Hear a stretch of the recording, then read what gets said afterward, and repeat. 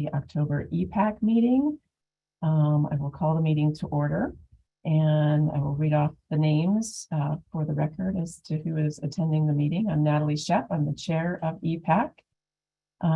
We've got Zonia Kelly, Jeff Hildebrand, Jamie Galeta, Lee Comrie, Mark Novak, Charles Stack, Nemesis Ortiz. Your last name is cut off, but you are a presenter. So Declet. Crystal Spires, Kristen Johnson, Melanie Alvarez, Mead Meyer, Paula Bloomer, Katie Predick, Dustin Fitzpatrick, Chris LaFleur, Heidi Wellborn, Catherine Rydell, Nancy Neski, Jeanette Duren, Kimberly Baeza, Robert Orozco, and Michael Catazaro, Paul Rosenboom. I believe that's all I've got on my list. So welcome back to EPAC after our summer break. We are going to now go to agenda item number 2, which is the in-kind form. All participants will be asked to confirm their estimated in-kind time for this meeting. So please do that. And then we'll go ahead and move on to agenda item number 3, which is the approval of the May 6, 2022 EPAC meeting summary. All the members should have received a copy of that summary. We do need to have an action to approve the meeting minutes. Anyone would like to approve the meeting minutes for the May meeting? I make a motion to approve the minutes. Thank you. And a second? I'd second.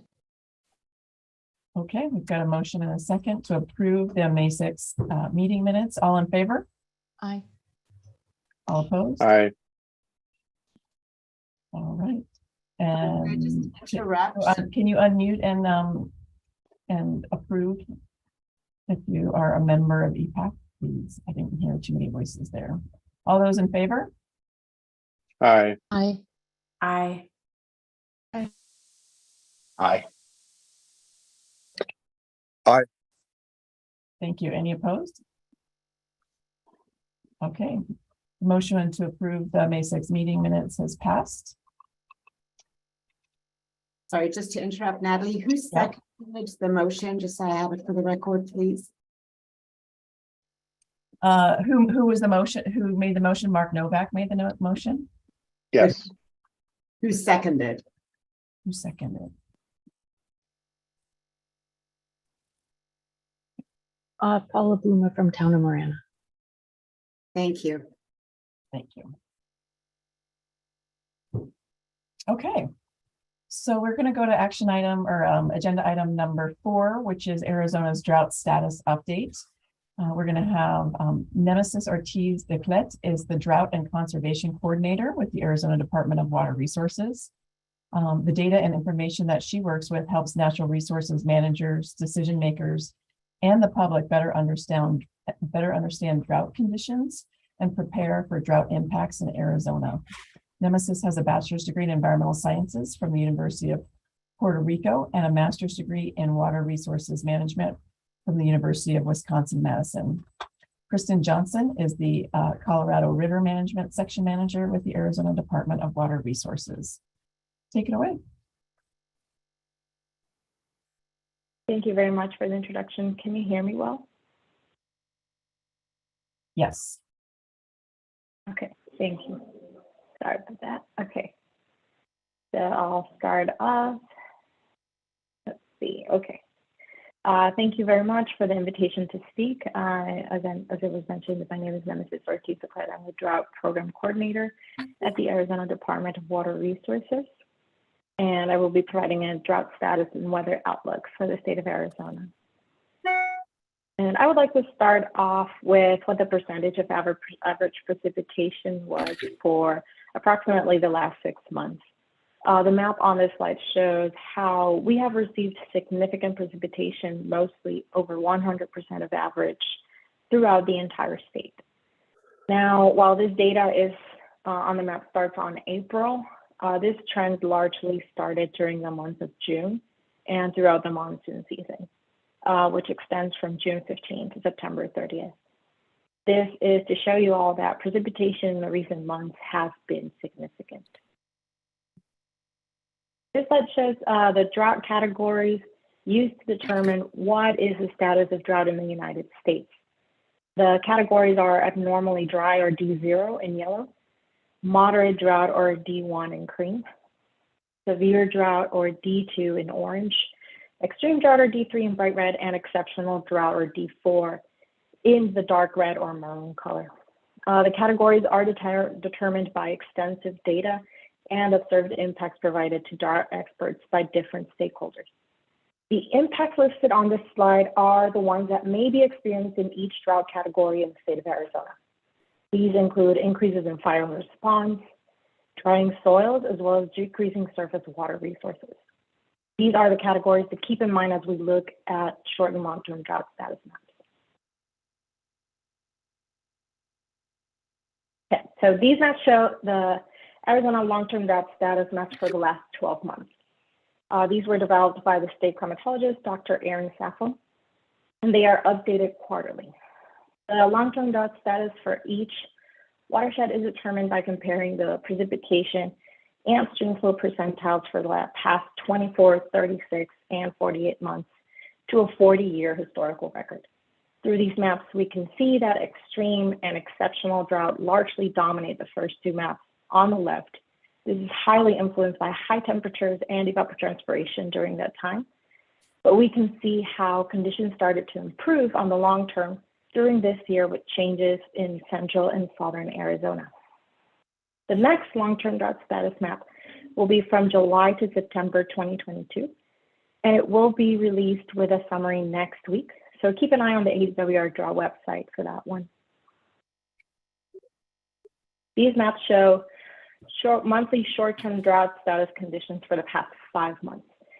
We get these maps from the U.S. Drought Monitor, and the difference from the long-term maps is that these use average standard precipitation indices, or SPI, and standard precipitation and evapotranspiration indices, or SPEI, among other information for the previous 4 weeks.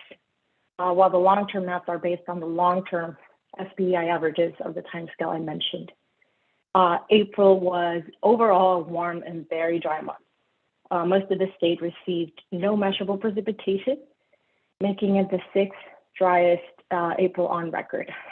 This led to short-term drought increases from abnormally dry conditions to moderate drought, and extreme drought increased in Mojave County during May. May was the top driest month of May on record, and during this time, exceptional drought was introduced in Mojave County. However, statewide thunderstorm activity began in June, which had above average precipitation and continued throughout the month, leading to drought improvements in July, as you may see the colors changing in the map, with abnormally dry conditions increasing and with a reduction in exceptional drought. We can see the trend continue in August.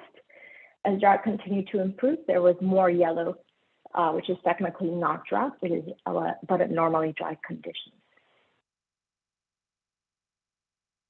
Here we can see what drought looked like for Arizona by the end of September. There was no extreme or exceptional drought anywhere in the state. Abnormally dry conditions, which is the yellow, covered about 43% of the state. Moderate drought, the cream, covered about 38%. And severe drought, which is the orange, covered about 19%. Now, what can we tell about what's coming? This is what the Noaa La Nina forecast looks like as of September 28th.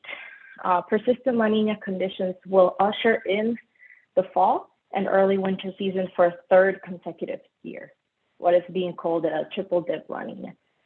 As a result, all odds are shifted towards below normal precipitation amounts during the winter, and climate models suggest La Nina finally decaying in late winter or spring 2023.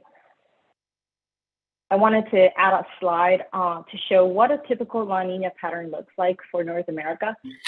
We typically expect those drier conditions during the winter, as we can see those different shifts in temperature throughout the United States. And just to reiterate, this is the Noaa Climate Prediction Center 3-month temperature on the left and precipitation on the right outlooks for October, November, and December of 2022. And according to the maps, most of the state is tilting towards chances of above normal temperatures and below normal precipitation.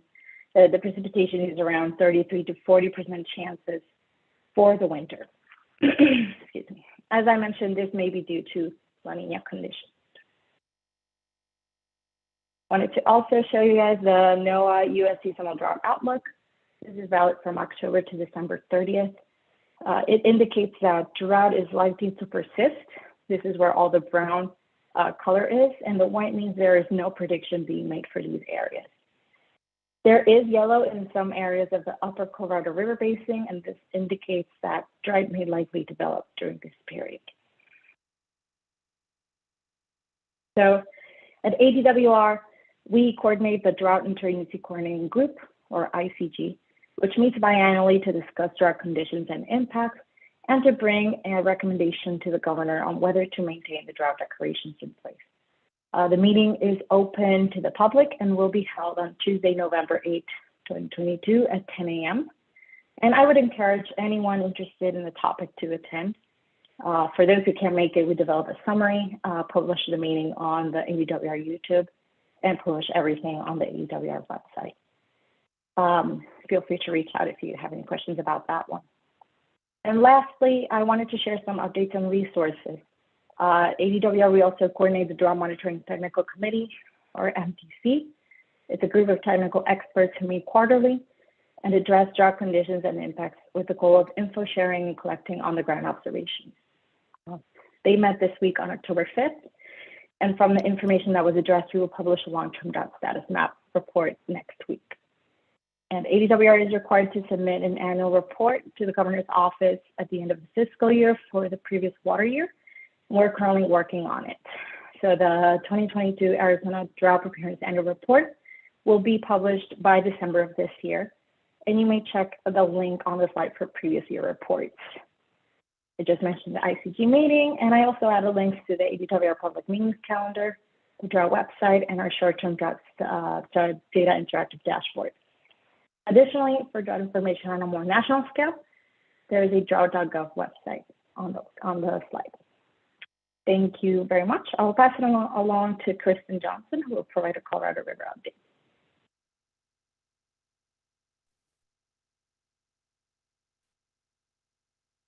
Good morning, and thanks, Nemesis. I am Kristen Johnson. I am the Colorado River Program Manager at Arizona Department of Water Resources, and I'm going to just walk us through a few slides on what has happened in the Colorado River Basin in the recent months and what we are looking at moving forward. So on October 16th of this year, the Bureau of Reclamation announced that the lower basin will be operating in a Tier 2A shortage condition.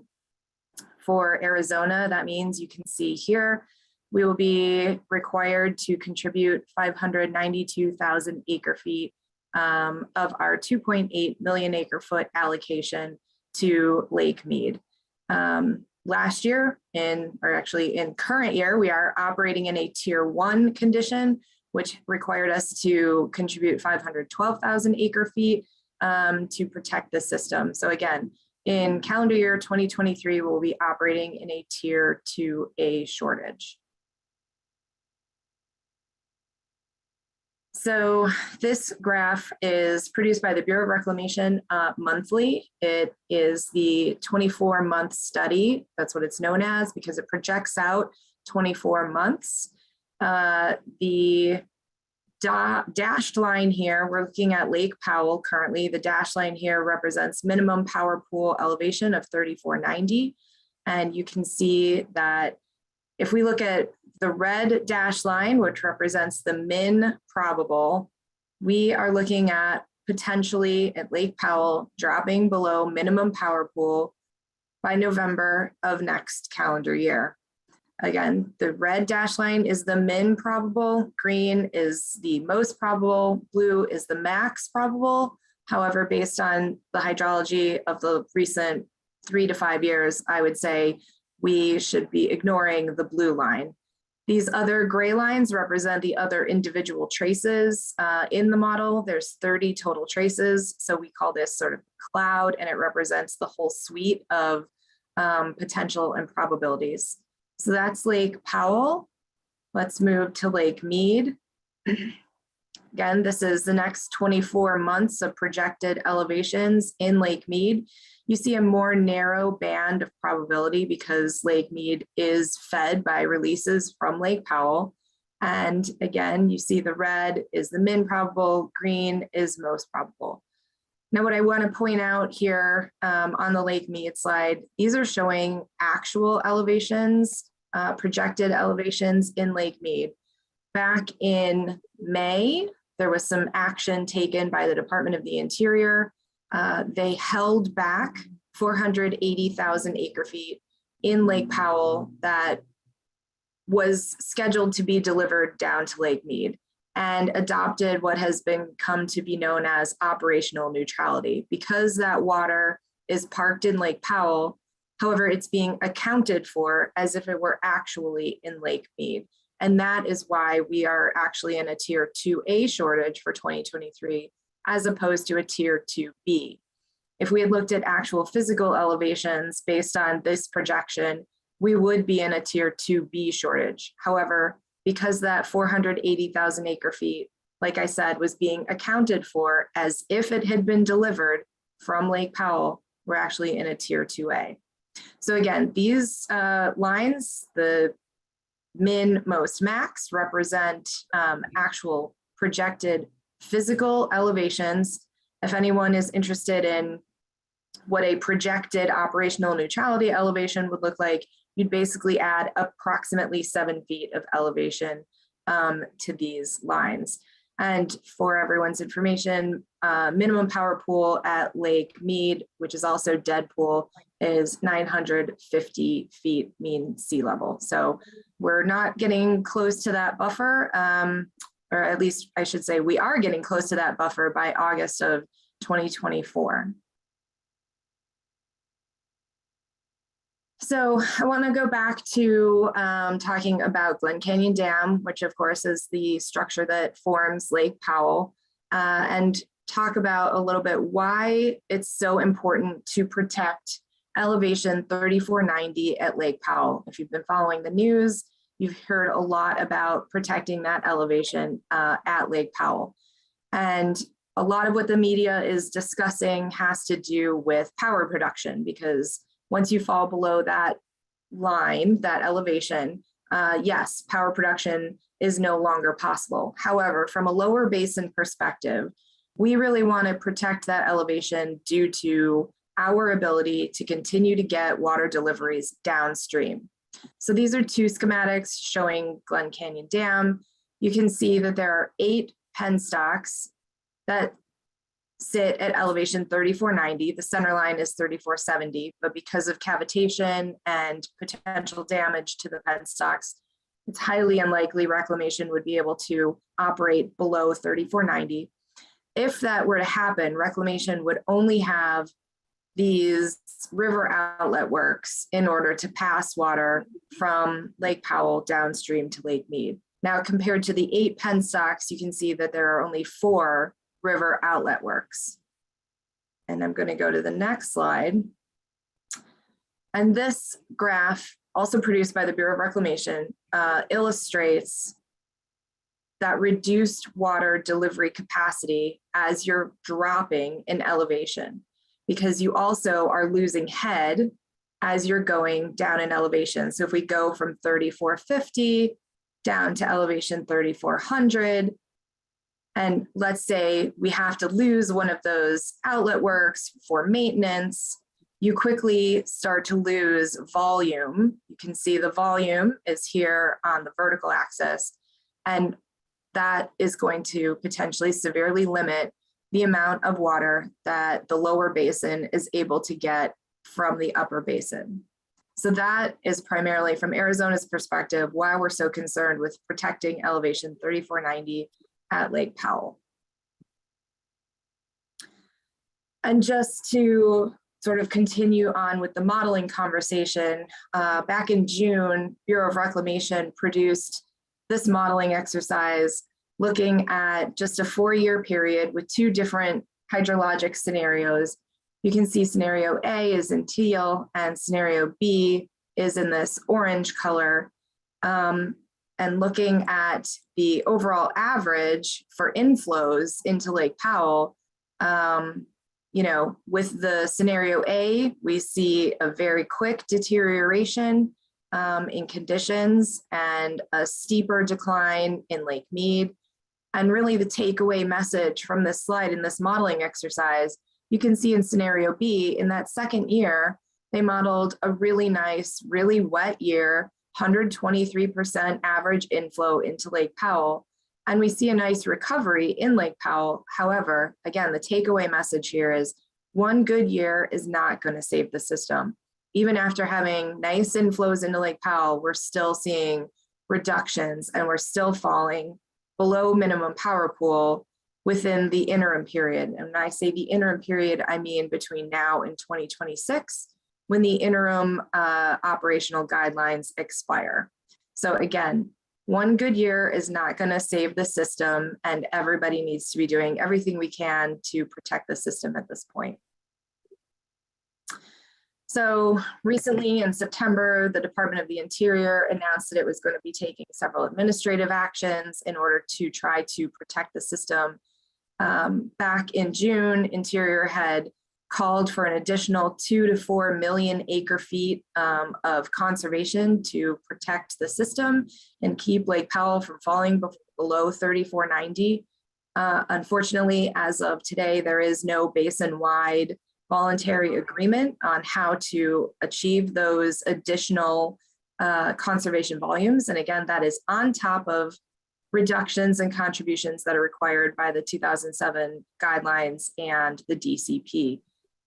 These actions that Interior announced in September are going to be critical in how they potentially are rolled out and affect Arizona. But we're looking at potential reductions of releases below 7 million acre feet to protect those critical elevations, looking at increasing required reduction volumes pursuant to the 07 guidelines. So again, remember I said that in 2023, Arizona is required to leave behind 592,000 acre feet. Interior is looking at taking actions to require volumes on top of that. And primarily what Arizona is looking at, as well as the rest of the basin, is assessing and accounting for system evaporation and losses, particularly in the lower basin. Under the Colorado River Compact, system and evap losses are already accounted for in deliveries in the upper basin. However, that practice is not currently taking place in the lower basin. And that would account for approximately, well, definitely more than 1 million acre feet if we were able to somehow assess those evap losses to water users in the lower basin. So this is, these administrative actions by Interior are anticipated to be effective as soon as 2024. And with that, I've reached the conclusion of my presentation. I'm happy to take questions now, or if there's time at the end, we can address them later. You can go ahead and raise your hand with the button below if you'd like to ask any questions.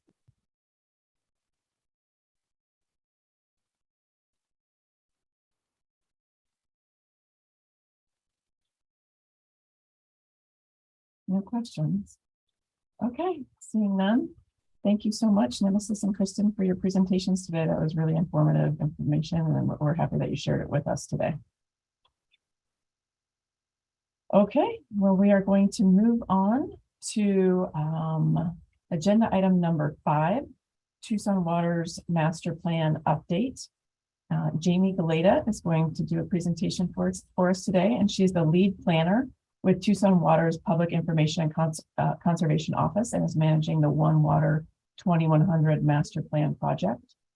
Jamie earned a PhD in ecological economics from Rensselaer Polytechnic Institute in Troy, New York in 2006, and is also certified as a lead AP in existing buildings. Take it away, Jamie.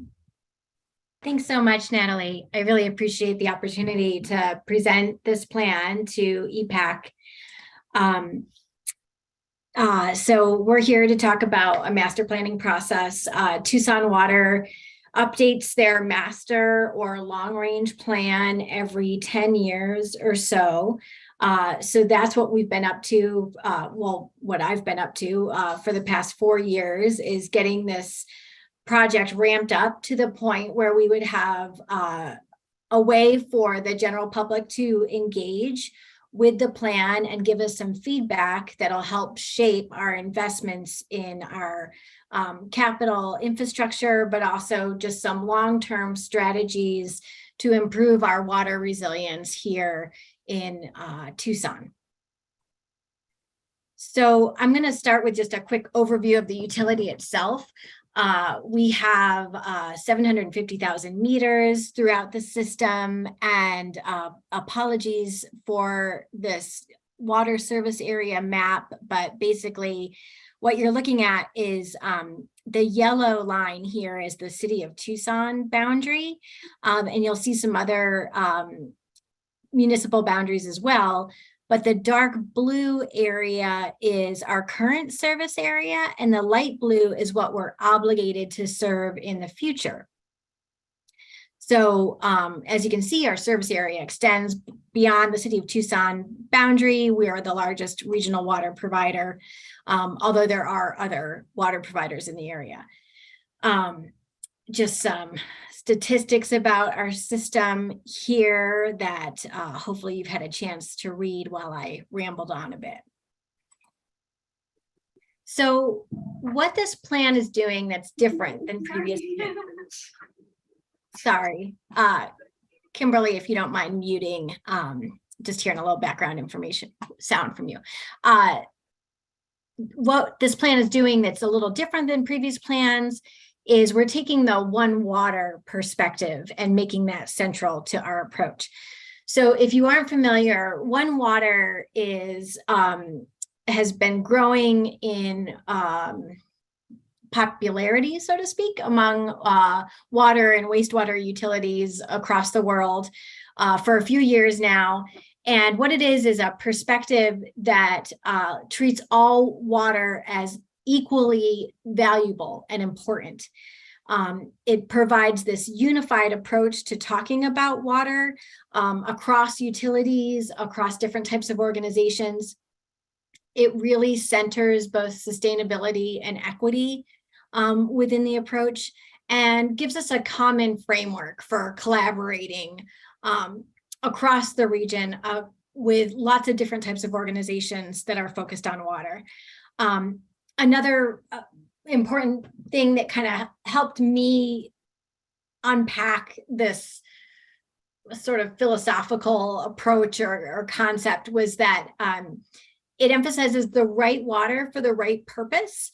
So like right now in Tucson, we use recycled water primarily for turf irrigation, large turf irrigation.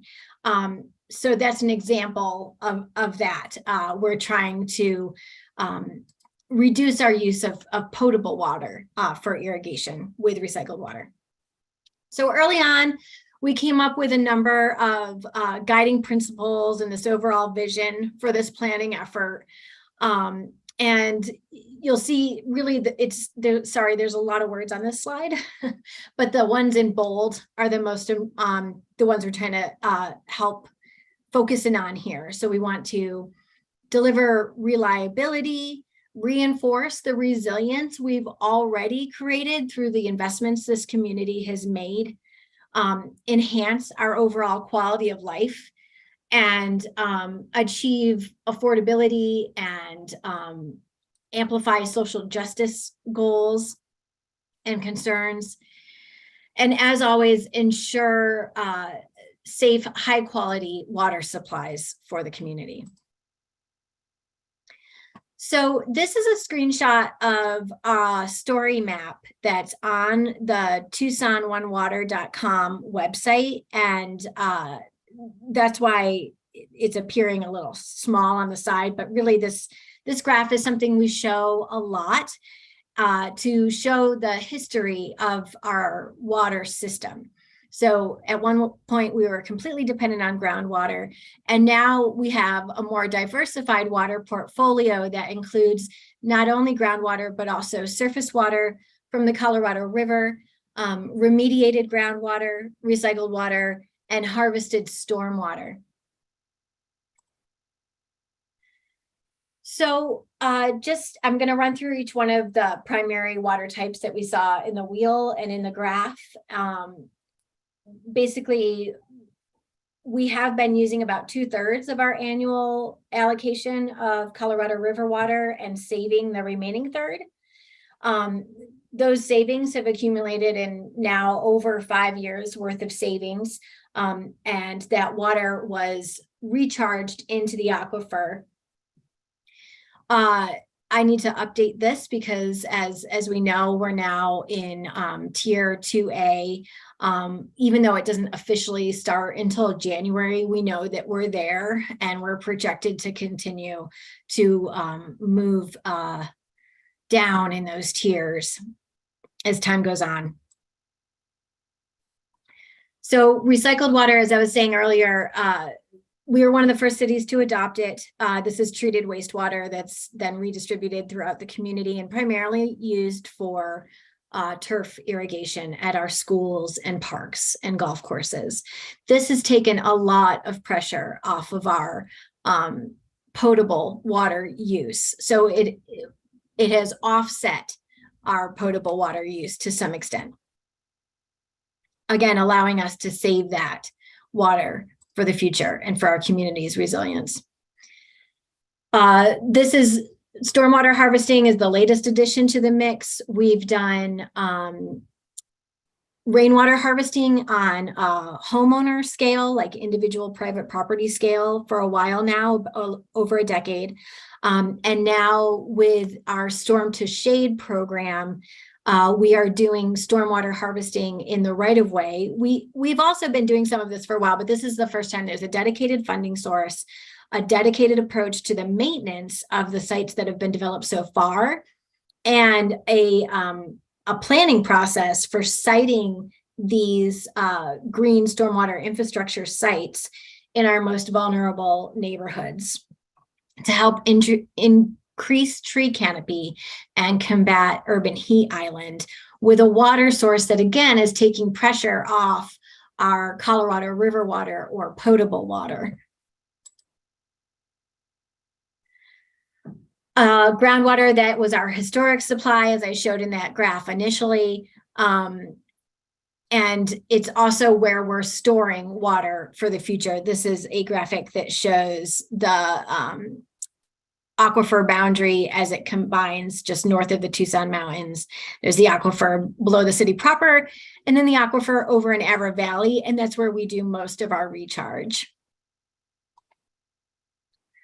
So again, just a more detailed look at this graph to kind of tie this all together.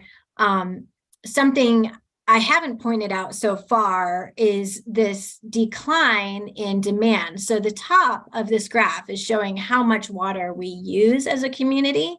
And that peaked out in the early 2000s and has been declining since. And the reason why that is because, well, there's several reasons. It's because of the community's investment in our conservation program, where we rebate toilets, washer machines that are more efficient, so homeowners can switch those out, and hopefully property managers as well. And then also the ordinances we have for new development that say that they have to be more water efficient. These little blips you see were particularly hot, dry years. If you remember during the pandemic, how hot and dry it was, that's this last blip there. The one before that was, I believe 2018 was a particularly hot and dry year. So we're definitely seeing the impact of that, that it increases demand during the hot, dry years. But overall, the trend has been down. And what we're trying to do with this plan is continue to drive that demand down as much as possible. All this time, the community has still been growing. So right now we're using about as much water as we did in the mid 1990s, despite the growth that's occurred throughout our community. So these are really the principles of our current water security, is that we've diversified our water portfolio. So we have more than just groundwater to rely on now. And we've really worked on conservation and demand management and driving that demand down. And we're always planning and preparing for the future by looking at current conditions and adjusting where needed. That these are the core principles of planning for the future. So scenario planning is something we used. We did this, let's see, with a group of stakeholders in, okay, Molly, I'm sorry. I'm on camera, honey. Can you take the dog? So scenario planning is something we used a couple of years ago with a group of stakeholders to start to try and get folks to think about what are the drivers of concern with this plan, and what are the future narratives? What are the things that could happen in the future with respect to our water supply? At the same time, we've been doing a lot of really intensive technical studies of both our supply and demand projections. So that's what's in the realm of probable, whereas what is a wider area or lens of looking at this through is what's plausible. And that's what the scenario planning process is for. So as people in the water utility, we tend to develop blinders. You know, we get really focused on what we're doing and what we think will work. We wanted to work with the community to really open our eyes and our perspective about what they were concerned about and what they saw happening in the future. So through that process, we developed 8 categories or themes of concern. People were most concerned about changes to our water supply and changes to water demand. But they were also concerned about the overall resilience of our system, of our infrastructure, how well people in the community were tuned into this issue and how they were responding. Also, a lot of people concerned about equity and affordability, the policies that would impact our water use, the water energy nexus, as many of you know, and we saw a bit in the previous presentation, we generate energy with water, but it also takes a lot of energy to move water. So those are the types of concerns here. And then also variability, like the shocks to our overall economy and how that's impacted us. That was also an area of concern. So the outcome of the scenario planning process is this grid. And what it is 4 future scenarios. So we took the 2 driver themes that were of the highest concern, and that's supply and demand. And we put those on a grid. And then we said, what does the future look like in each of these quadrants? So with this purple line at the top, we are continuing to diversify our water supply portfolio, and we are also moving towards more locally controlled supplies. That's what's happening at the top. At the bottom of the purple line, it's the opposite. We have fewer water resources to draw upon, and they are outside of our control. On the blue line, on the left side of it, you see a decrease in demand. We're continuing to drive that demand curve down like you've seen in our historic production graph. On the other side of that, we've got increased demand where it starts to go back up. So this top left quadrant is the sustainable Oasis, a situation a future narrative in which we asked people to imagine what would our community be like if we had decreased demand and increased water resources that were both locally controlled and diverse, that there was a number of the water resources. So in that future narrative, we spent some time talking about what that would look like and what specific strategies were facilitating this particular future. We did that for the rest of them as well. So as you can imagine, the thirsty desert is kind of our worst case scenario, our least optimal future here, where we've got increased demand and decreased supplies. These are kind of the shoulder conditions of both of those. So when we talked about each of these narratives, we talked about what strategies can we use to avoid these future scenarios. So we came up with some very general categories of strategies. Increase the use of recycled water, continue to treat our groundwater and look for emerging contaminants, expand rain and stormwater harvesting, and develop on-site water reuse. So then we also developed some goals for, again, that scenario planning that was done with a group of specific stakeholders. And then we wanted to move into more of a public facing engagement phase for this plan. So these are the goals for our community-wide engagement effort that we're in the throes of right now. We're going to public events every weekend. We'll see you at Tucson Meet Yourself this weekend. And here's the goals for this campaign. Develop feedback that's truly reflective of our community, increase awareness of this approach and how it fosters water resilience, build on the outcomes that we developed with those stakeholders, identify strategies that address our key drivers of risk, develop a way to help people prioritize those strategies, and then take the prioritized strategies and actions into the master plan, and then take that to mayor and council. So here's where we're at in the timeline. We're here again in the middle of the community engagement process. And this is going to be the foundation of the plan we write. So the outcomes of, we're developing a survey that we're going to launch in November. We'd really appreciate your help with that survey. I'll be sure to send it to Natalie and ask if we could distribute it across everyone on the EPAC mailing list. We would love to have your help prioritizing those strategies.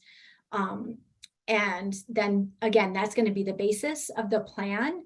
And then we're going to take that to mayor and council. The whole time we're working really hard to align this with Mayor Romero's Climate Adaptation and Action Plan, or Tucson Resilient Together. Ultimately, both of these plans, the climate plan and the water plan, are going to get rolled up into the next general plan update, which is also beginning to get some momentum behind it now. So if you have any questions, I'd be happy to take them. And I would really encourage you to visit our website. There's a way you can sign up there to take the survey, take a short survey that's on there now, and get our newsletter. I see Kimberly's hand up, and go ahead, Kimberly. That's the only hand I see. How are you quantifying stormwater recharge? That is a great question. We do a estimate based on the basin sizes and the rainfall that's received and the soil type. But we're constantly working to improve that methodology and looking at what other communities are doing to measure the amount of water that infiltrates into the ground as a result of stormwater or green infrastructure. You know, with the tanks for rainwater harvesting, that's pretty straightforward. We just measure the capacity of the tanks and the stormwater, the rainfall on the roof for that specific site. It's the passive or earthwork type approach that's a little more difficult to measure, but that's actually one of the strategies we have for stormwater, is continue to improve and evolve that process of estimating how much water we're capturing with that. If you have Thank you. Yeah, you bet. If you have suggestions, we'd love to work with you. Go ahead, Marie. So I have been very impressed with the work that you're doing, and appreciate that you've expanded the portfolio to include so many different waters, and to actively seek what the public's perspective is, and what kinds of things that they would like. And certainly, I think the long-term planning that Tucson's Water has done was looking at the day that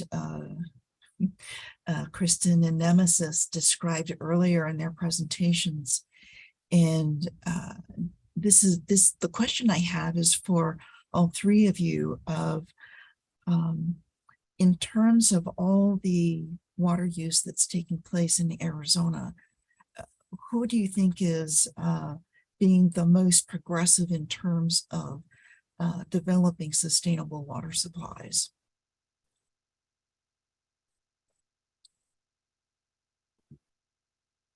I'm going to let the other two speakers speak to it first, because you can probably imagine my answer. It's an interesting question. Thanks for the question. I think I'll just say I've only been in Arizona for about 1.5 years. Prior to that, I was at Coachella Valley Water District in Southern California, but just working within the basin. I'll just say Southern Nevada Water Authority is the most vocal and has an excellent, public affairs team. If you're following social media, SNWA is out there and is consistently touting the work that they've been doing in non-functional turf removal. They've recently passed an ordinance limiting the size of residential pools. So just from a publicity standpoint, that's who I'm most familiar with. I think, Nemesis has worked at the department for a little bit longer. She might be more familiar with some of what other Arizonans are doing. I see she just came on screen. Thank you, Kristen. Going off of what Kristen says, I think the systems that make sure to diversify their portfolio is key in ensuring a sustainable water supply for residents and customers. And those systems that are familiar with their supply and demand, with what their system is like, with the trends of the system, I would say those are the ones that are making sure to have ensuring supplies for their residents. And I'll just kind of piggyback on that a little bit too. And I think, what we just heard and what we just saw from Jamie about diversifying is so incredibly important. And I will just say that also everybody in the basin, and I mean everybody, at some point learning to recognize that there will be fewer supplies, and that is going to be a reality. And I think as municipal suppliers start to, get that message out a little bit more, that, right, Jamie's slide said Colorado River shortage does not mean shortage at the tap, and that's true. But green lawns, I think, are going to have to be a thing of the past, and how we farm in desert regions is being seriously looked at by the federal government. So there are things that are coming down the pike that I think are going to be here sooner than anyone anticipated, certainly sooner than the modeling even during DCP showed. So this is, it's a little surprising how quickly the conditions on the river have deteriorated, but when you just look at the recent hydrology and the fact that our water use, particularly in the lower basin, has been outpacing replenishment of those reservoirs, it's simple math. Thank you. Kimberly? Yes, another question for Jamie. I had heard a Tucson water official talk about discussions going on about starting up new recharge projects in like in the Pantano Rito area. And I was wondering, and you mentioned that the plan considers important, preserving riparian habitats. So I was wondering where those discussions are, if I unfortunately am not familiar specifically with proposed recharge projects on the Pantano or the Rito. I will ask at an administrators meeting and next week and find out, because if that's a strategy that we're actively researching, then we should list that as a strategy on the plan.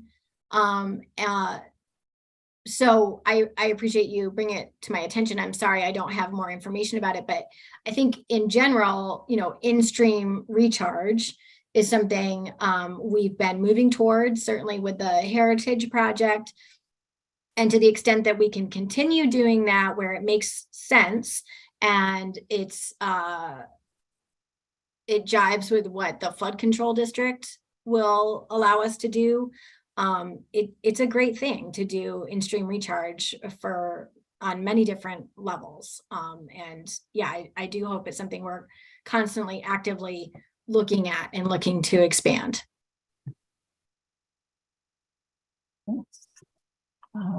Marie, did you have a follow-up to that? Yes, I did want to add that Pima County has looked at recharge areas, in particular in the upper part of the Pantano that's downstream of the Cienega that has perennial flows. And there are a couple of key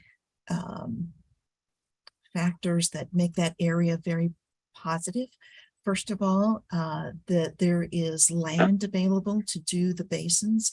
And secondarily, the space between the static water level and the land surface allows a large volume of water to be stored there.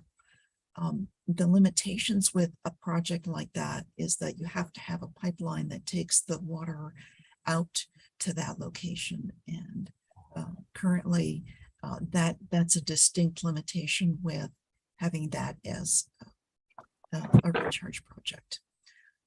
In particular, because, and the last one has to do with if we're having to curtail the volumes of water that are being taken from the Central Arizona project, we're at a point now we're having to do curtailment. So using CAP water to do that would be very difficult. Yeah, unlikely. Yes, right.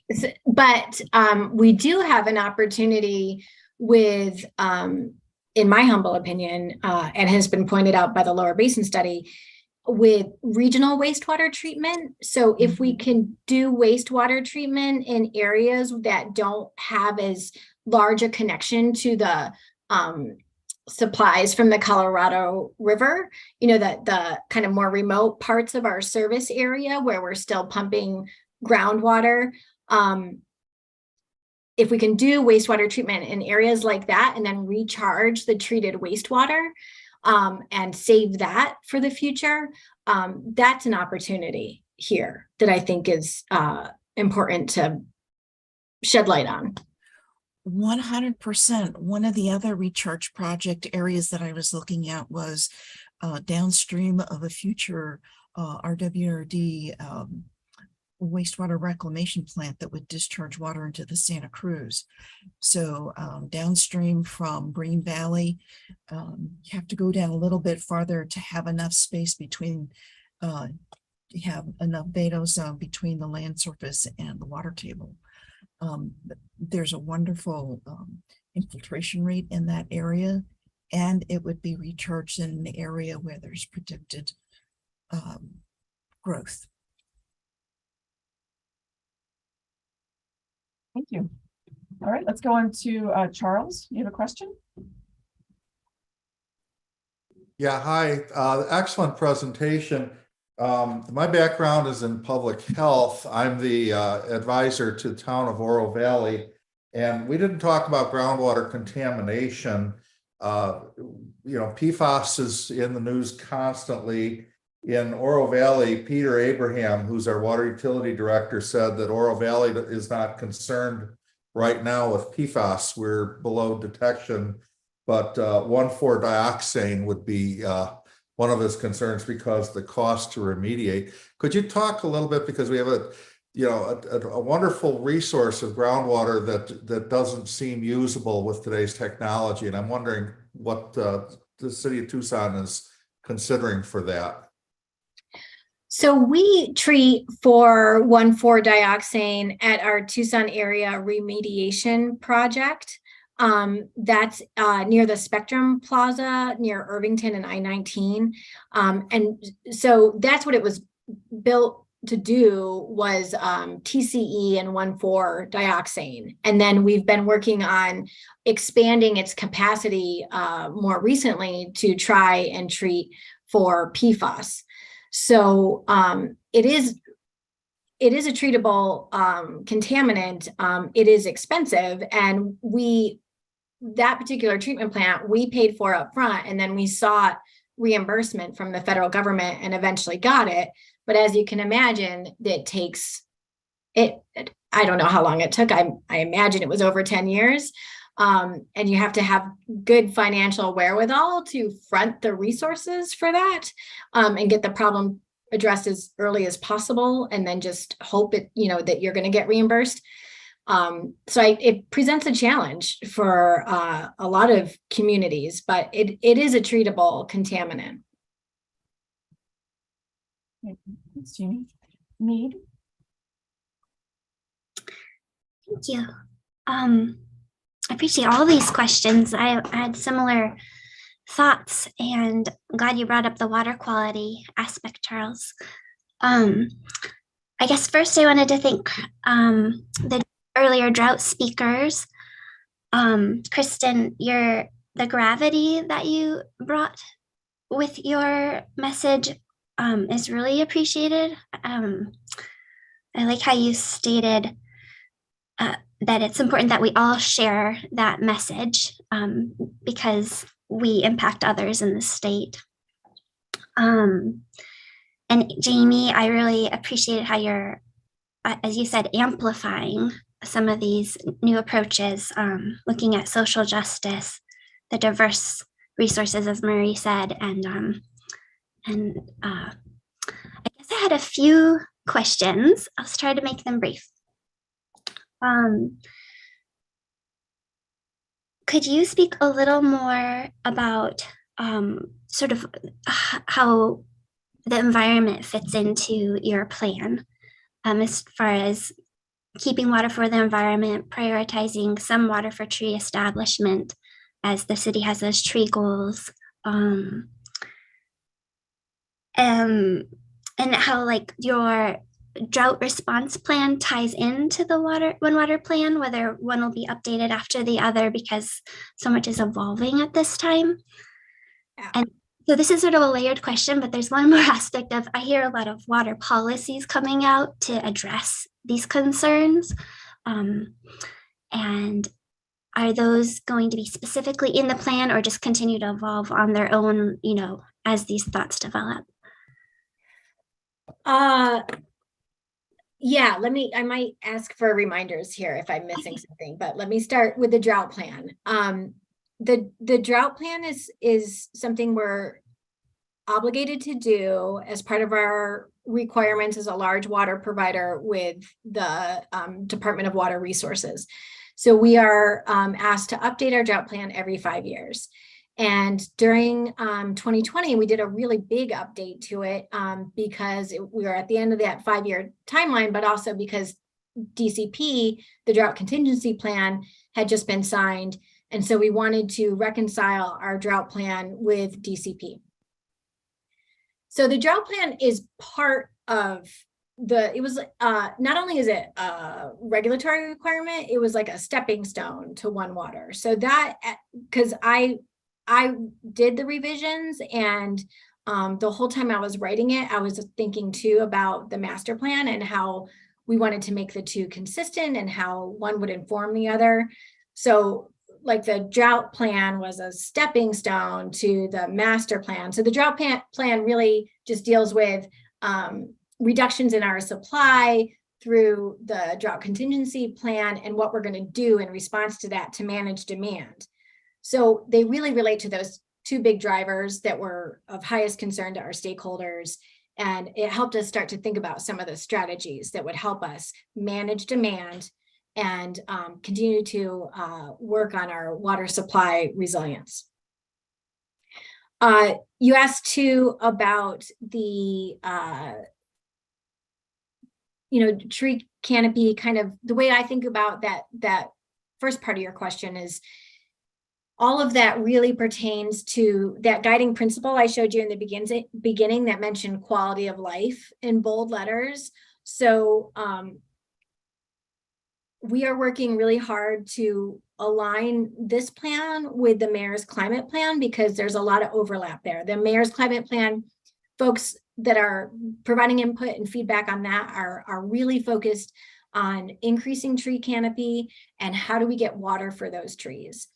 So you'll see that when we write this plan, when you see the draft version of it, that guiding principle will largely refer to the climate adaptation plan and the strategies that people are prioritizing as part of that public engagement campaign.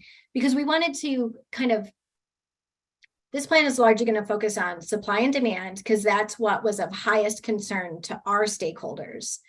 And we wanted to make sure there was some delineation or difference between the two planning processes so people were clear on what strategies they were working to develop and prioritize in both of these plans. So we're largely going to refer to the climate plan on those strategies that increase tree canopy and then how do we water those trees. Does that answer kind of the first part of your question?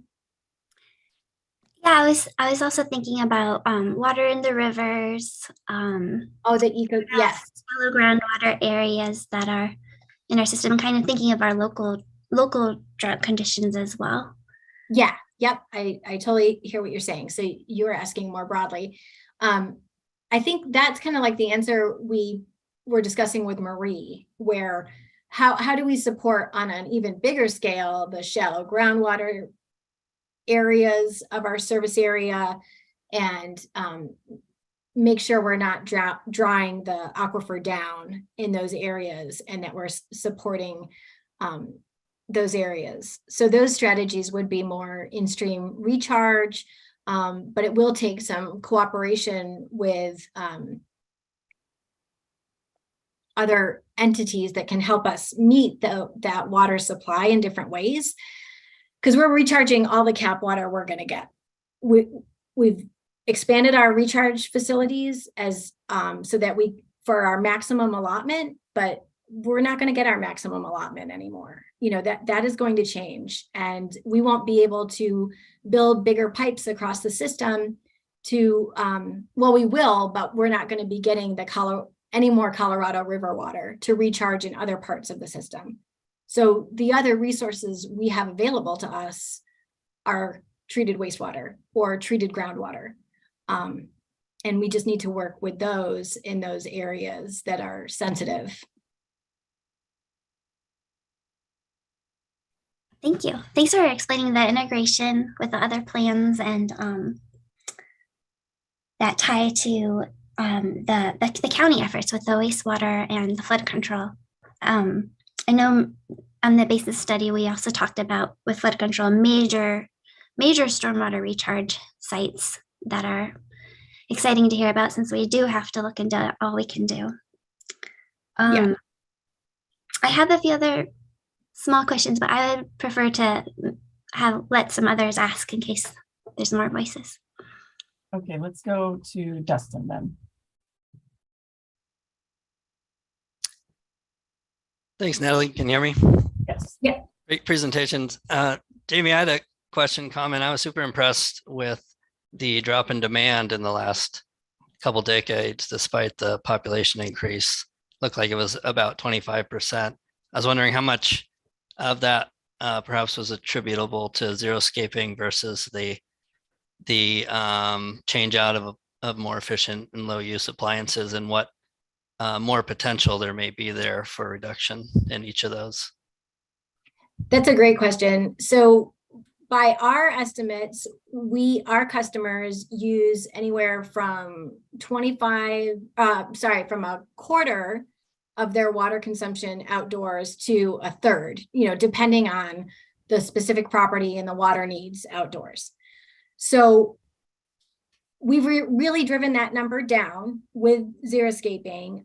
But as my colleague Candace Ruprecht likes to say, the next evolution in landscaping in Tucson is continuing to drive the use of potable water outdoors down with other sources like rainwater harvesting or gray water. This it's kind of like, xeriscaping, getting the native plants in was great. And this community has done an awesome job with it. But there's a balance here with, we don't want people pulling their trees out, and we don't want them feeling like they can't have trees. We need trees to mitigate against the urban heat island impact and to absorb carbon. So we can water those trees with more sustainable water resources like rainwater harvesting, but it's another move ahead for homeowners and commercial property owners to look at the water they're using outdoors in a different way. It's not always easy trying to push the community in that direction. I don't know if you do rainwater harvesting, but it can be difficult. I mess it up a lot. I always forget to clean my filters every year. And anyway, so yeah, that's really our hope, is that we can continue to push the community forward in these practices. Tucson's a great place, and they've really adopted this stuff quickly, but we can always do better. Okay, Marie, do you have a last thought? We do have to move on to the other agenda items. You're on mute. Thank you. One of the ideas that has been floating around has been using the rainwater harvesting as a potable water.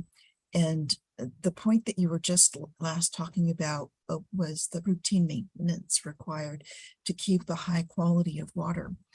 And I'm curious what you would think about having additional requirements for systems that are used for potable purposes, routine maintenance or disinfection before being delivered inside the house. Do you have any thoughts on that? I have very limited understanding even of what the current regulations are around that. I imagine there's some other people on this meeting that might know better. I assume it's the health department that has purview over that. And I'm not familiar with how the systems get permitted now for capturing and using rainwater for drinking water. There is no current permitting at all. Oh, really? Yeah. But, Marie, you took us on that really amazing tour of the gentleman's house in the Tucson mountains. That was, he was off the grid, and to build the house, he had to put in a really rigorous water treatment system, right? Yes, he did. And so he did 2 levels of pre-filtering. And so the water that was in storage was relatively clean. And then once the water was being pumped back out, there was another filtration process, and then disinfection with ozone. And I think those are all things that help to ensure that there's clean, reliable water delivered into the home. And one of the things I want to make sure is that if people are using this water, which I think is fantastic because it has low total dissolved solids. It tastes wonderful, low hard water deposits on fixtures, those kinds of things. So I see a great benefit, but I also see a potential for, if someone doesn't realize that they need to do these things, that there could be an issue.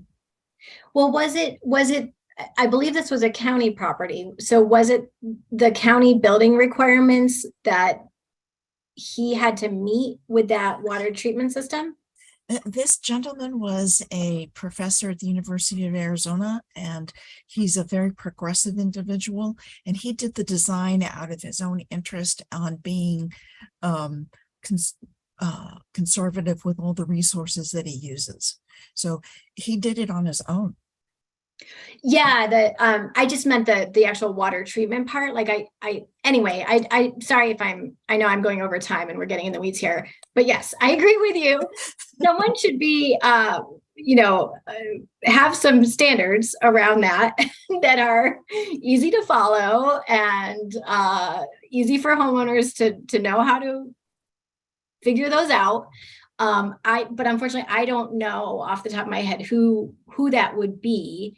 But I'm happy to look into it. Yeah. Excuse me. I'm so sorry. This is Chris McVie, and I'm calling remotely from Colorado today, and I've been kicked off the video multiple times, but I can answer a couple of your questions. It was a county property. The gentleman's name is Jay Cole. He's a retired professor emeritus. So it did go through all of those hoops and help create new ones, basically, for other people. I have a rainwater harvesting system at my house that can be used for potable water. Basically, it's just like universal design. If you put it into the construction requirements, then it's not too much more expensive to do as opposed to retrofitting. And that's just the use of certain types of PVC and sealants like Sikaplex instead of toxic sealants, so that you preserve the integrity of it. And the concept of filtration coming in and going out is also valid. So I just am sorry to interrupt, but it's a wonderful conversation, excellent presentation. So sorry I couldn't be more of a part of it, but it's doable. It's all doable. And thank you so much. All right, I'll mute myself again. Mead, did you have one final thought? Looked like you wanted to say something before. Oh, yeah, just that there's a history in Arizona of being hands-off with like well owners on monitoring, and I think the same applies to the rainwater resources. So there's guidance out there on how to be safe with your water quality, but less regulatory parts on that side. But it would be great to have more guidance, and J. Cole is a fabulous example of somebody who you could apply it to somebody who needs to either drill their well deeper or has a new property and has a choice between drilling a well or doing a rainwater harvesting system. And he's shown that for about the same cost, you could do the rainwater instead. Great, thanks. Well, that was a fantastic discussion. Seems like there's a lot of different facets to this topic, and it might be worth considering maybe incorporating some expanded discussion on these topics, maybe a water quality subcommittee or whatever committee might be most appropriate for that, because there are many different angles to this water issue. So we appreciate you giving that really great presentation, Jamie. And I would like to just kind of follow up on what you said about Tucson Meet Yourself this weekend, that you'll be out there accepting comments on the plan. I also noticed that there are water refill stations that are being put out by you. So thank you for doing your part on trying to reduce plastic water bottles as well at that event. So bring your water bottles if you go to that event. Any follow-up information that you want sent out regarding collecting comments, Jamie, just please send along and we'll make sure it gets to the committee. Great. There's a comment form right on TucsonOneWater.com. You can feel free to email me directly. I really appreciate the opportunity. This is high praise coming from this group of folks. Great, thank you. Okay, we're going to move on now to our next agenda item, item number 6, which is, we're going to move into the air medium now with Pima County's air quality update. And then I'm also going to be doing a brief update on our annual survey highlights. But first, we'll start with Rupesh Patel, who is the air quality program manager with the Pima County Department of Environmental Quality, and he's going to give us the most recent air quality update. Take it away, Rupesh. Thank you, Natalie. Can you everyone hear me okay? Coming Yes. through? Wonderful. So let's move on to the presentation itself. Natalie, please. Do you have a copy of that you can share on the screen? Rupesh, I believe I gave you control of the slides. Oh, okay. So let me bring up my. Should be on the bottom left, please. I see. Gotcha. Oh, skip. Okay, so thank you everyone for this opportunity to really update the members and the participants here to the update on the air quality ambient standards. So here in Pima County, as you can understand, we've been monitoring our air quality since the 1960s. And, you know, we have a number of air quality monitors here in Pima County throughout the Tucson metropolitan area and also the Green Valley area.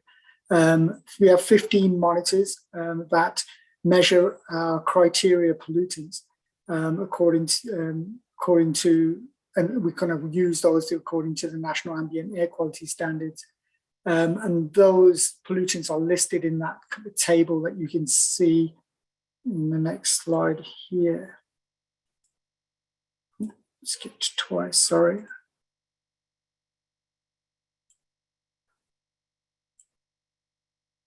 There doesn't seem to be a second table. Oh, here we are. Okay, so these are the primary pollutants that we measure from each of our monitoring stations.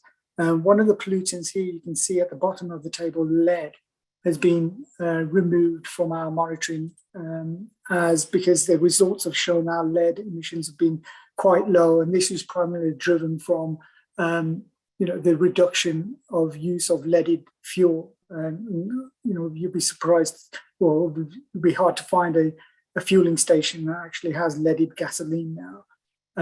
So, you know, that was something that we really recognized, saying there's a huge drop in our lead emissions, given that, you know, we have the freeways of I-10 and I-19 going right through the metropolitan Tucson area. Next slide.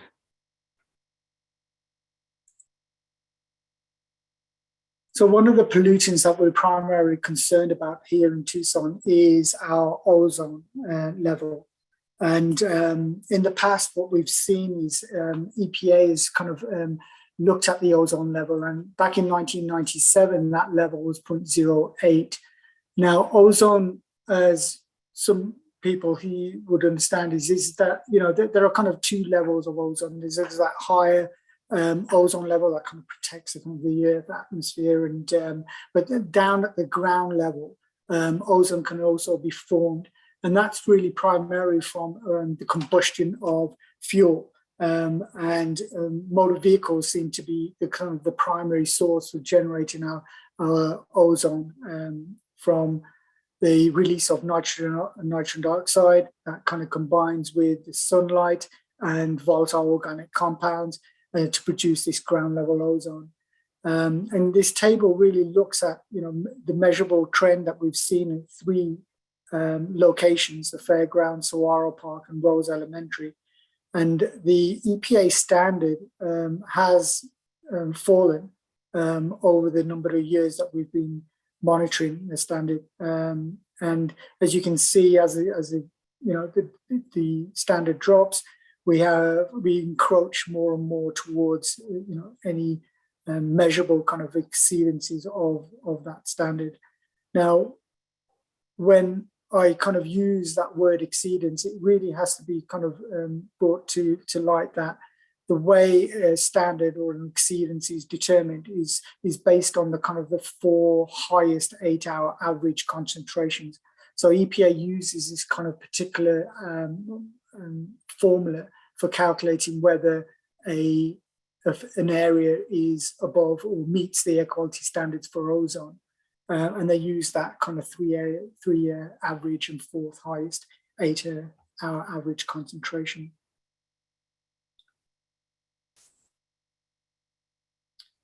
So looking at this graph, which really highlights the trend we've seen on a number of our monitors here in Pima County. The standard identified as 0.07 there on the chart is a dark black line, horizontal black line, and we've done pretty well.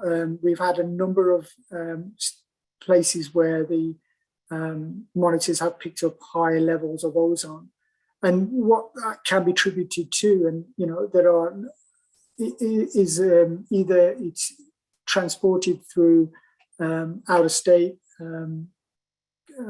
travel from ozone, maybe due to wildfires. It's also due to temperature inversions that we experience during the winter season. So there's kind of a number of factors that can kind of cause this high level of ozone.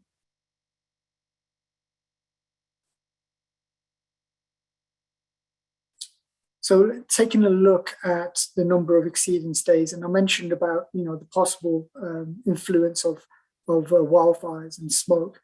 We had occurred during the 2022 season, 7 days that exceeded this level standard. And what we then do is look at further up the chain of looking at ADQ's levels and seeing whether on a national level that was something that was kind of affected to the western area. And the trend usually comes over from, if we have large fires in California, that then kind of migrates and comes over to moves east to us. And then we generally see that trend happen like 2, maybe 3 days after, with high levels of either particulates or ozone within our monitors. And as it says there, the possible smoke influence from the local fires, Contreras near Kit Peak, and then also fires in Mexico and New Mexico.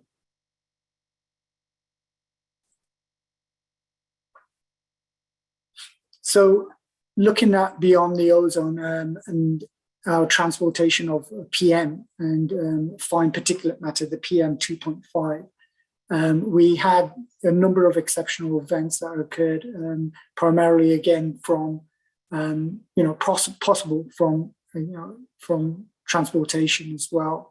The highest concentration was recorded in our Iron Ridge Grove site, and then similarly, the second concentration from the Coronado, the Tucson site.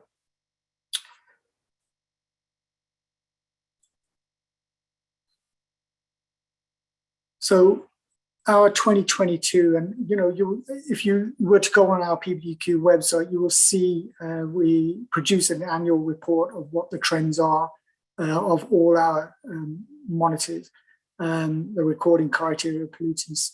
And that report really provides a bigger picture of what's happening locally, and where we feel that we could use this data to concentrate on in developing a plan to address these pollution issues. The 22 data shows there was kind of no significant levels events, and the actual levels remain particularly low. And that's the end of my presentation. So I would encourage anyone within this group, and certainly to reach out to PDEQ. We have a number of staff that are looking over this monitoring data daily and can give you daily reports on what the trends are. Myself, a lady called Deborah Gentoff, and of course, reaching out to Natalie as well for air quality advisories. And that's all I have, Natalie. Are there any questions? Yeah, if people have questions about Rupesh's presentation, please ask now, as my presentation is a completely different topic. So you go ahead and raise your hand if you have any questions. Okay, great. Thank you, Rupesh. It's good to know that we are still just squeaking by with the ozone standard, but we're still in the clear, and we'll hope for the best. And that's going to be kind of up to us as to whether or not that will happen based on our choices that we make. A lot of it has to do with driving. So that kind of leads me into my presentation. So I'm the Senior Program Manager for Outreach and Education for King County Department of Environmental Quality, and I do administer the Clean Air Program. We receive grant funding from the State Department of Environmental Quality to administer that program, to do outreach to the community and trying to encourage less driving. We do that through a variety of means, including events, presentations to local groups, and social media, and through a variety of other ways. And every year we conduct a survey of community members, 500 community members, to assess a variety of different factors on our clean air and our water outreach programs. And so I'm just going to run through a quick presentation to summarize those results, to show you kind of the public perception and how much awareness they have of our different programs. So we do utilize a company called FMR Associates to do a phone and internet survey.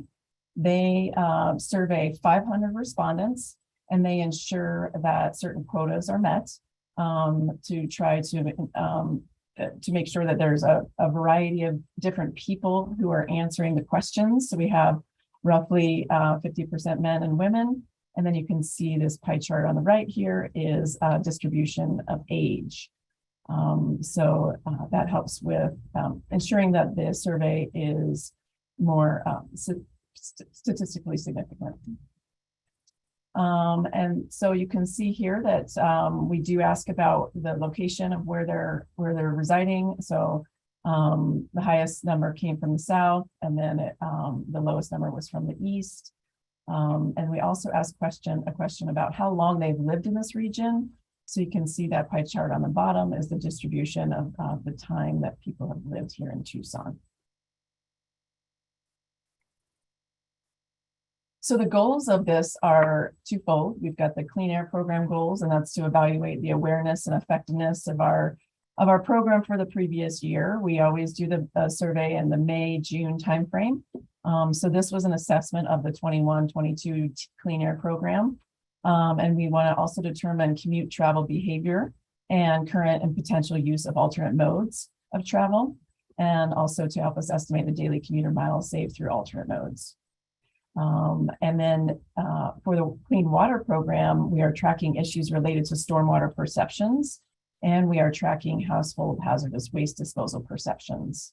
We do not actively have outreach program for stormwater at the moment.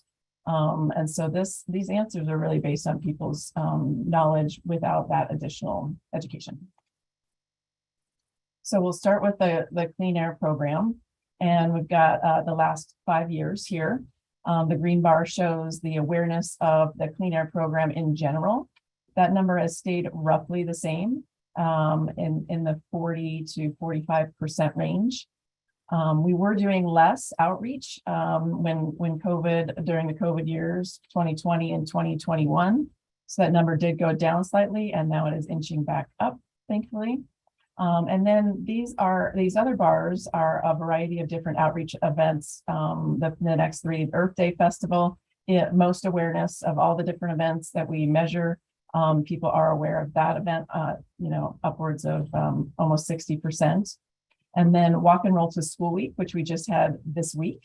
You can see in years past, it was higher. And then in 2022, it was lower. And that was the year that we did go back to actually doing that program and reaching out to schools and offering incentives and prizes and things along those lines. So We were just getting back into it, and this year we got a lot of publicity this week on that event. So I'm hoping that that number will inch up next year when we do our survey.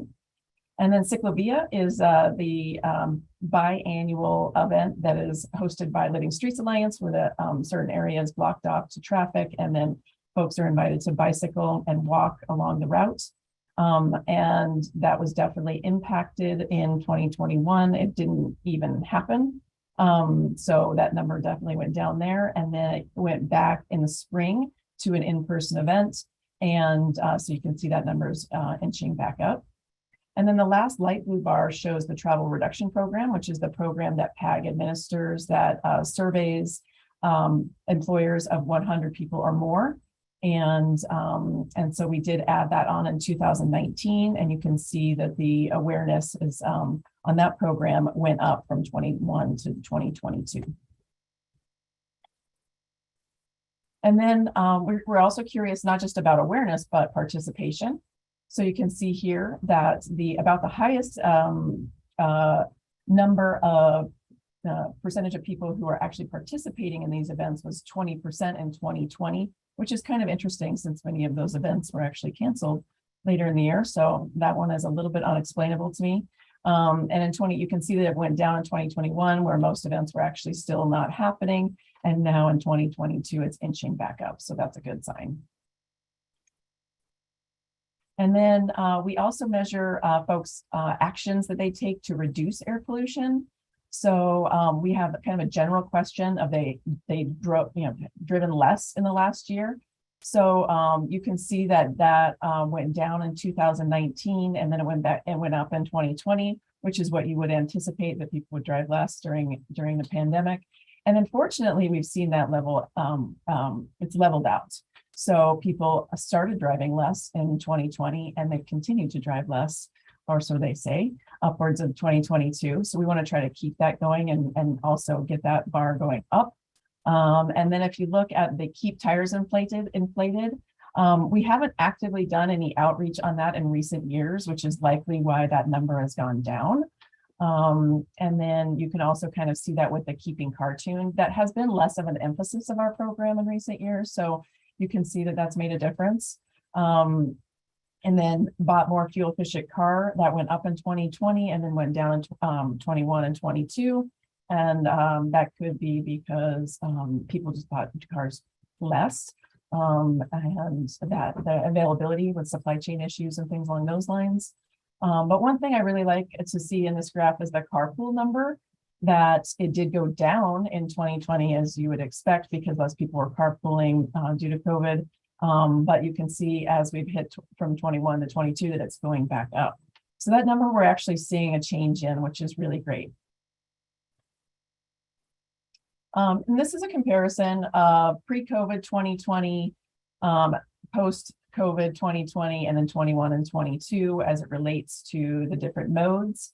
And you can see here that with respect to the drive alone, that's what we're really trying to get people away from, is driving alone in a vehicle with this program. And so pre-COVID, it was just above 70%. And you can see now, there was less driving and during the COVID years, so that number went down. But it's nice to see that now that we are kind of in a more normal phase, that it's still below the 2020 pre-COVID 2020 levels. So we're going to try to do our best to make sure that people continue to try to drive less now that there are more options with telecommuting and things along those lines. So you can see that trend with telecommuting in the dark blue, that it was quite low, under 20% pre-COVID, jumped up in 2020, went back down in 2021, and now it seems to have leveled off. That folks who are able to telecommute are continuing to do so, even though they don't have to. The biking number, I think, is one that I'm concerned about. It does seem that people are not biking as much, and it's really sticking that way in 2022.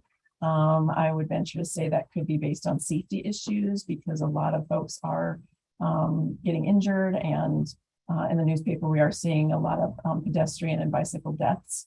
So that could be a factor. And then with the bus, you can see it was about 15% in pre-COVID, and now we're back to that point. So it went down, as you would expect, with less folks wanting to ride the bus during the pandemic, and now it's leveled off back to where it was before. So that's kind of interesting since the fares have remained free. So we're just, that's been good that the city of Tucson has made that decision to get us back to where we were with transit ridership, but unfortunately it does not seem to have made a difference in increasing the ridership. And then we're going to do a couple slides on what we've measured with the clean air program. So this was a question about where does the stormwater that flows into the drain end up? And you can see that the majority of people are saying a river or wash. And then a lot of people aren't sure. About a quarter of the folks are not sure. This is for the last 3 years.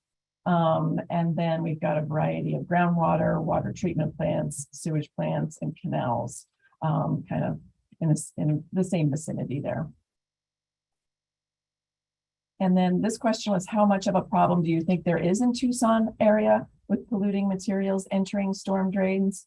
And you can see there that the majority of people each year have said it's a moderate problem. And less people say not a problem, and a few more people say it's a serious problem. And then I think lastly, this is a question, tell me how likely you would be to take part in these activities to help keep stormwater clean. So you can see the biggest numbers there are with picking up dog poop, which is a big contributor of stormwater pollution. So that's great to see. And then safely disposing of chemicals. 65% of people have also said that they're very likely to do that. And then it goes down from there with reporting a spill, replacing a toxic compound with non-toxic compounds, gathering stormwater to use for watering plants, and installing green infrastructure. So that could be helpful to others who are on this meeting, who work in the stormwater world, to kind of see what people's perceptions are about what they can do to actually keep the stormwater clean. Okay. And then this one is, if you saw someone dumping trash or chemicals into a storm drain or wash and wanted to report them, who would you call? The biggest number of folks each year are saying 911 or the police department, which is unfortunately, they wouldn't really not be able to do anything. They really should be reporting it to their local jurisdiction. So this is definitely an area I think where we could be doing some more education on how people should respond when they see something that needs to be addressed right away. And then you've got some other answers here with city or county government, the water department, sanitation department, etc. And then Marie, I don't know if you wanted to add anything on about the water portion of this survey. Yeah, sure. We do care a lot about what actions people would take if they were observing a problem. And while calling 911 is not the most direct way, we often get referrals from the department or the sheriff's department, police department or sheriff's department coming to PDEQ. And so we do get those, and we do have a very aggressive program within PDEQ to do inspections of these kinds of calls. We have a whole cadre of people, not just for stormwater, but also for people observing if there's smoke or sewage on the ground. We have a very active program for actually taking professional eyes out to the site and verify whether there's a problem, and then doing active cleanups. So just to clarify, if folks live in unincorporated Pima County, they should be contacting Pima County DEQ, and they should be contacting the city of Tucson if they live within the city limits for those matters. Is that correct? It is, and a lot of times people don't really know the right place to call. So we have a really good relationship with city of Tucson when a complaint comes in, or even for Marana or Oro Valley, we make sure that the complaint gets to the right party to take care of it. Perfect. So if you just start with PDEQ, then you'll get to the right place. That might be the easiest way to educate folks on that.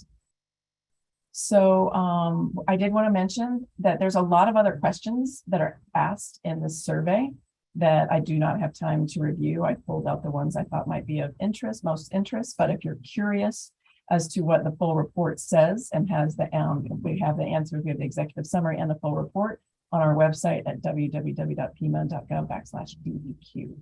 Does anybody have any questions about the report and the survey?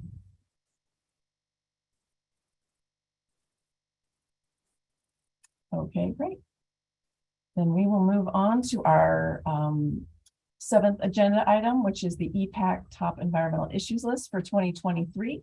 And Lee Comrie is going to be leading that conversation. She's the Sustainability Coordinator with Pima Association of Governments. Go ahead, Lee. Thank you. So this is a list that we create annually for our purposes specifically, and then to communicate to upper management the top environmental issues facing the region. It also forms the basis for meeting topics for this committee. So we can engage on these things like we have today. We can facilitate discussion and raise awareness of these issues. So I will let you know, just because we haven't had it easily accessible, the 2022 list that was approved by this committee is now available on our website under the materials for this meeting. So for those of you that would like to look back at that list, it's available there. So, this last year, the main headers of this environmental issues list were diversity, equity, and inclusion was a new category that was added. In addition, healthy environment and regional resiliency remained as our other two main topics. And we've heard about clean air and water today. There are a couple of things that we haven't touched on yet. We have one more meeting, hopefully at the end of this year, where we will hopefully approve this list.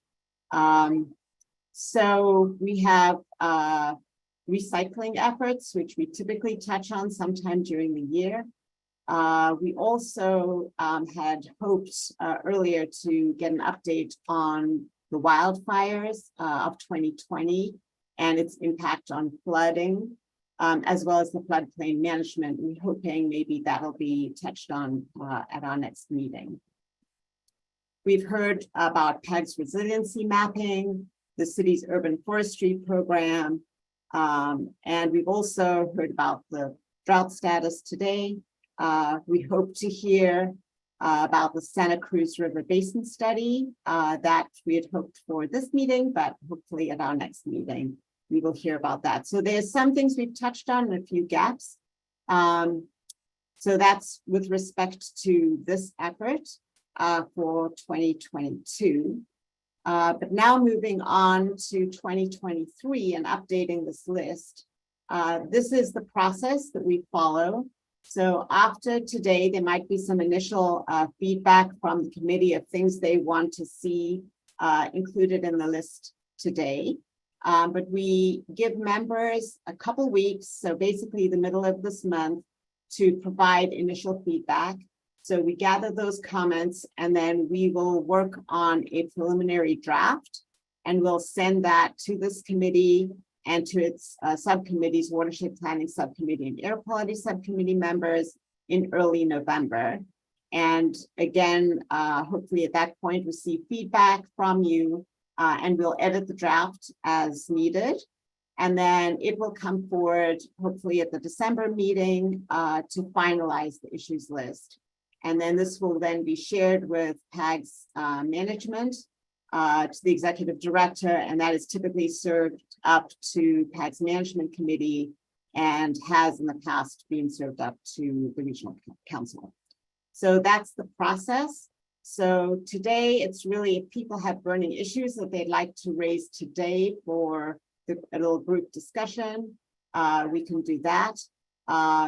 There are certainly things that have happened this year that might be worthy of discussion that we've talked internally about. We've got the long-range transportation plan, the RMAP, which is the regional mobility and accessibility plan. We also have the climate efforts that are going on in the region. We have PAG does a greenhouse gas emissions inventory, and that is being worked on and will be due by the middle of next year. So that's something that we could certainly consider. Of course, there are federal dollars that are coming in courtesy of the bipartisan infrastructure law. So there are those that might be something that we want to talk about. So those are just a couple ideas. Certainly adding some language to the issues list is something we can do. And so I kind of open it up to everyone now and see if anyone has any questions for me or any suggestions at this time. I can start with a suggestion, Lee. I would like to add environmental justice to that issues list. We've had a pretty significant environmental justice issue that we've been dealing with here at PDEQ for the past year and a half related to ethylene oxide facility that we issued a permit for. And in addition, in just recent weeks, EPA has come out with an announcement that they are going to be providing considerably more financial resources to state and local governments to address environmental justice. And it's also kind of being inserted into other federal government agency actions. And I think a lot of folks do not even understand what it is. So they'll be asked to do things that they don't necessarily know what to do. Including justifying funding for transportation plans through the Justice 40 initiative. So there's a lot of facets to it, and I think it'd be important to add that topic to the issues list for next year. Thank you. Charles? Okay, let me turn all my stuff on. Thank you. That was very good, everyone. Lee, thank you. You said that you would gather initial comments or ideas from members by mid-October. Will you be sending us a solicitation, or should we just reach out to EPAC? I'm not sure what the mechanism is. You can email me if you would like, but basically I just have, I don't actually do a formal announcement, but I certainly can if the committee would prefer a formal request. I can certainly do that. I think that would be good, Lee. Okay. Just so folks can kind of have the current issues list in front of them and be reminded that this is up and coming. So if you could send that, that would be fantastic. I will do that. Anyone else?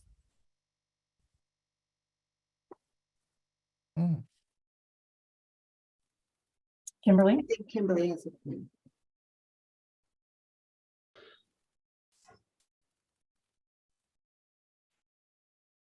You're still on mute, Kimberly.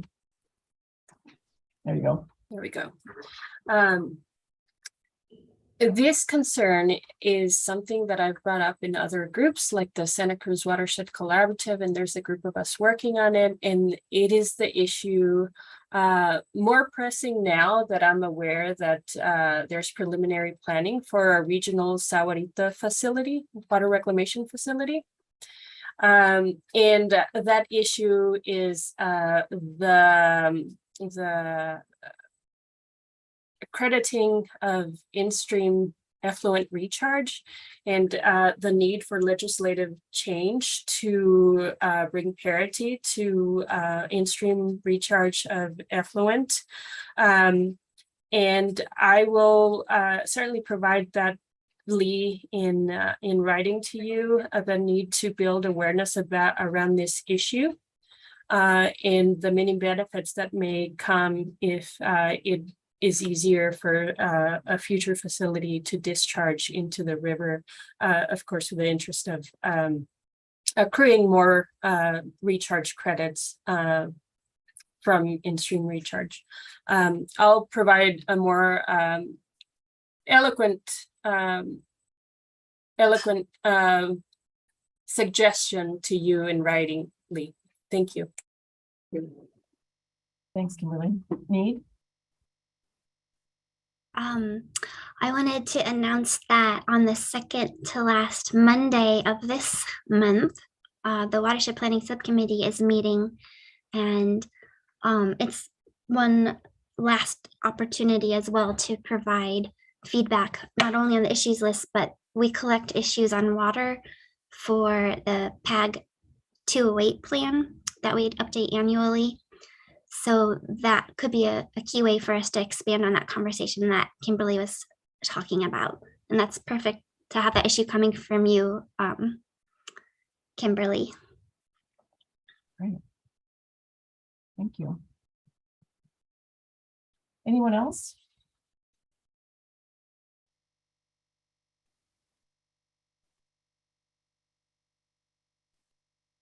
No? Okay. This is Oh, go ahead, Heidi. Heidi. Sorry. Go ahead, Heidi. Hi. I just wanted to thank you so much for inviting ADEQ. This was really fantastic. All of the presentations were really amazing, and I'm super impressed too with the plan that Jamie's been working on, and everything that she talked through. I just wanted to thank you. Wonderful. If there aren't any more suggestions for Lee, you can also, like we said, get those to her in writing, which might even be more efficient. If you can write it up clearly, what you're suggesting, that would be great. And I just wanted to say that, I've been in this chair position for the last 10 months and responsible for helping develop the agendas. And I find it a little bit, even though we're working off the priorities list, there are issues that come up, year round. And so I would like to formally request that we add a standing agenda item in addition to the priorities list at the end of our agendas for future agenda items, suggestions, so that in real time, we can also get those as things come up. It is a bit, we're kind of just going off that priorities list, and that might be missing things that are unexpected. I think it would just be helpful to have that information so that we can really get the committee members' feedback every time we meet on the future agenda items that they would like to see. So I would like to make that formal request of PAG to add that to our agendas. Well, and I would second that. That's an excellent idea. Okay, great. Thank you, Christina. Before we adjourn, I just want to take a moment to acknowledge the tragedy that happened this week at the University of Arizona with the tragic murder of Thomas Meixner, the head of the Hydrology and Atmospheric Sciences Department and professor. And I think there are very likely a number of people on this meeting that knew him and worked with him and respected him. So I think it would be appropriate to take a moment of silence in his honor to remember him. So let's do that now.